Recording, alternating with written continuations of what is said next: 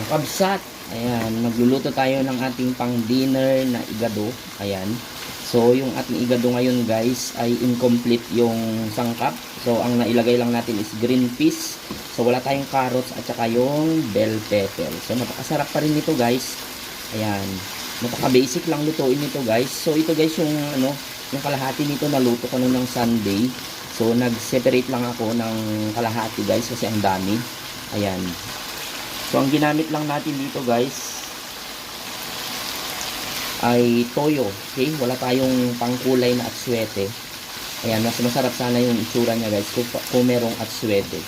So, alam niyo naman guys, yung igado ay Ilocanong putahe na bida sa mga handaan, mapalamay man, birthday yan, o kaya mga graduation. Ayan guys, kahit anong okasyon, bidang-bida ang igado. Ayan, magandang hapon mga kabsat.